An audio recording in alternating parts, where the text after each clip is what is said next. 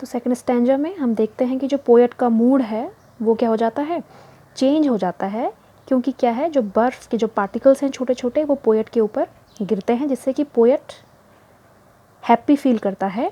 And then poet को realise होता है कि जो उसने अपना जो आधा दिन जो वेस्ट कर दिया है रिग्रेट में, दुखी रह करके, वो कितना बड़ा स्टूपिड था। ठीक है, तो ये है पोएम का जो स्टैंजा वाइज मैंने एक्सप्लेनेशन आपको बताया। अब हम इस पोएम में जो कुछ लिटरेरी डिवाइसेस हैं हम उनको पढ़ेंगे। सबसे पहले तो हम राइमिंग स्कीम देख लेंगे। अब राइमिंग स्कीम जैसे क्रो है, तो क्रो मैच हो रहा है किससे, राइम कर रहा है किससे, स्नो से। ठीक है, तो हम इसमें लिख देंगे ए ए, क्रो स्नो। उसके बाद हम देखेंगे मी ट्री, मी ट्री, तो इसमें हम लिख देंगे बी बी। तो ए बी, ये हमारी राइमिंग स्कीम यहाँ पे बन गई है। सेकेंड स्टैंजा में हम देखेंगे हार्ट राइम कर रहा है किससे, पार्ट। हार्ट किससे राइम कर रहा है, पार्ट से, तो इसको हम लिख देंगे सी। मूड रूड, तो इसमें हम लिख देंगे डी। ठीक है, तो यहाँ पे बन गया हमारा सी डी सी डी। तो हमारा जो राइमिंग स्कीम है, जो राइम है,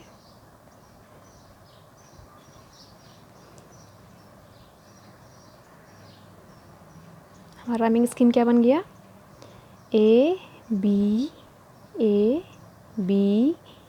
सी डी, ये तो हो गया हमारा राइमिंग स्कीम। सेकंड हम आते हैं लिटरेरी डिवाइसेस। इसमें फिगर ऑफ स्पीच, अलंकार कौन कौन से यूज़ हुए हैं। तो सबसे पहला जो अलंकार इसमें यूज़ हुआ है, आप देखेंगे एलिट्रेशन। किस चीज़ का हुआ है, एलिट्रेशन, ALLITERATION,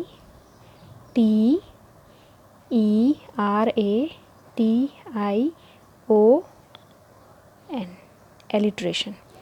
एलिट्रेशन का मतलब होता है repetition of the same letter और sound at the beginning of words. Repetition माने दोहराना, जब कोई सेम लेटर बार बार दोहराता है, वो भी कब, बिगनिंग के टाइम पे, शुरुआत में, तो उसे हम कहते हैं एलिट्रेशन। हिंदी में आपने पढ़ा होगा अनुप्रास अलंकार, जब एक शब्द की क्या होती है, जो एक शब्द जो बार बार रिपीट होता है, दोहराता है, तो वो एलिट्रेशन हम उसको कहते हैं। तो यहाँ पे हम देखेंगे हैज़ गिवन माई हार्ट, यहाँ पे आप देखोगे जो एच है, एच जो है बार बार क्या हो रहा है, रिपीट हो रहा है। ठीक है, वैसे ही एंड सेव्ड सम पार्ट, यहाँ पे एस बार बार रिपीट हो रहा है। तो इन दो लाइंस में एच और एस रिपीट हो रहा है, तो यहाँ पे आ गया एलिट्रेशन। ठीक, दूसरा जो फिगर ऑफ स्पीच है एजोनेंस।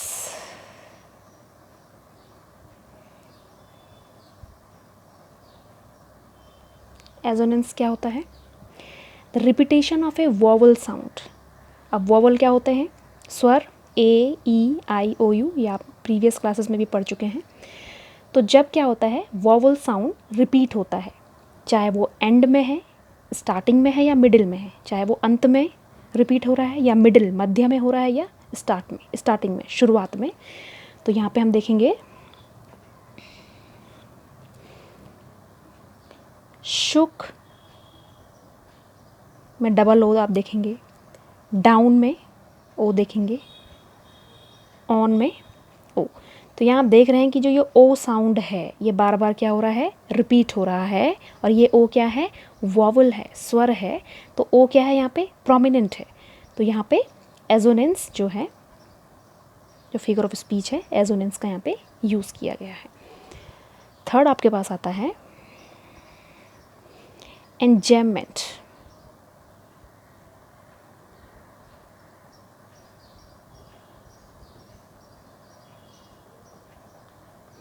एंजैममेंट क्या होता है, when the same sentence continues to the next line without the use of any punctuation mark। जब कोई सेंटेंस बिना किसी पंक्चुएशन मार्क्स के दूसरी लाइन में भी क्या हो रहा है, शुरू हो रहा है। आप देख रहे हैं इस पोयम में कहीं भी जो है पंक्चुएशन मार्क नहीं है, ठीक है, तो उसे क्या बोलते हैं, एंजेममेंट। नेक्स्ट लाइन शुरू हो रही है बिना पंक्चुएशन, यहाँ पे कोई फुल स्टॉप कॉमा आप देखेंगे पूरी पोयम में कहीं नहीं है, तो एंजेममेंट, ठीक है। तो इस तरीके से इस पोयम की जो लिटरेरी डिवाइस हैं इसमें एलिट्रेशन, एजोनेंस, एंजेममेंट जो हैं ये आते हैं। राइमिंग स्कीम जो है पोयम की है A B C D C D, ठीक। अब इस पोयम का जो थीम है वो थीम क्या है, in this poem Frost try to highlight the unpredictable power of nature. यहाँ पे जो फ्रॉस्ट है, फ्रॉस्ट ने जो नेचर की एक अनप्रेडिक्टेबल, जिसको कि हम प्रेडिक्ट नहीं कर सकते हैं, उस पावर को क्या है, उसको हाईलाइट किया है। कैसे किया है, क्योंकि हम देखते हैं कि यहाँ पे जो पोएट का मूड था वो बैड मूड में था और अचानक से सडनली उसका मूड हो जाता है चेंज और वो हैप्पियर मूड में आ जाता है, ठीक है। और here we can see how his mood change from bad to good, ठीक है। Here snow makes him happier and he realizes how insignificant his problem was.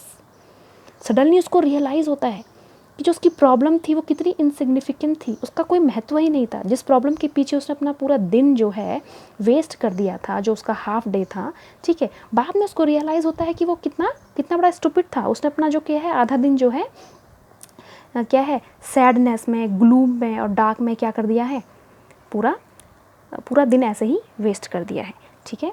अब यहाँ पे आप देखेंगे here both the crow and hemlock tree represent sorrow and darkness, fear, gloom, ठीक है। जो हेमलॉक ट्री है, जो क्रो है, ठीक है, ये क्या रिप्रेजेंट कर रहे हैं, सॉरो को, डार्कनेस को, ठीक है, ग्लूम को, फेयर को, ठीक है।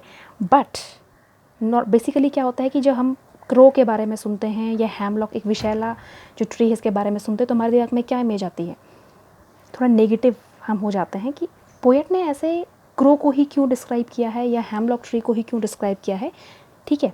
ऐसा क्यों है, because Frost has use these both negative creature as a conveyor of positivity and strength that transform his day, ठीक है। यहाँ पे क्या है, इन दोनों क्रिएचर्स ने जो इनको कि हम नेगेटिव मान रहे थे, इन्होंने क्या कर दिया है, पोएट का जो मूड है वो एकदम से क्या किया, चेंज किया, उससे उसका दिन क्या हो गया, बदल गया, ठीक है। और in other words we can conclude that at times these objects linked with negativity of life can be the arrival of change and happiness। और दूसरे शब्दों में हम कह सकते हैं कि हर बारी हम ये नहीं सोच सकते हैं कि अगर हम क्रो के बारे में या हेमलॉक ट्री के बारे में सुन रहे हैं तो हमेशा हम क्या सोचें, नेगेटिव ही सोचें। ऐसा ज़रूरी नहीं है। कई बारी क्या होता है, जो ये नेगेटिव चीज़ें होती हैं ये भी हमारे लाइफ में क्या है, खुशी ला सकती हैं या हमारे दिन को बदल सकती है। तो यहाँ पे कहने का मतलब है कि जो रॉबर्ट फ्रॉस्ट का नज़रिया है, जो उसका पर्सपेक्टिव है नेचर को देखने का, वो क्या है, बिल्कुल अदर पोएट से बिल्कुल अलग है। उसके लिए जो एवरी ऑब्जेक्ट इन नेचर है वो क्या है, ब्यूटीफुल है, ठीक है। तो यहाँ पे जो थीम है इस पोएम की वो किस पे बेस्ड है, होप और पॉजिटिविटी की, ठीक है। कई बार क्या होता है, हम छोटे छोटे जो हमारे लाइफ में मोमेंट होते हैं हम उनकी तरफ ध्यान नहीं देते हैं या उनको इग्नोर करते हैं और इससे क्या होता है, हम हमेशा दुखी रहते हैं। पर हर बारी ऐसा नहीं होता है। तो इस पोएम ने हमें एक मैसेज दिया है कि कई बारी जो छोटे छोटे मोमेंट होते हैं हमारी लाइफ में वो बहुत ज़्यादा क्या है, इम्पोर्टेंस हमारी लाइफ में रखते हैं, ठीक है। इसलिए हमको इन मोमेंट को इम्पोर्टेंस देनी चाहिए ताकि जो हमारा पर्सपेक्टिव है लाइफ में जो वो क्या हो जाए, चेंज हो जाए।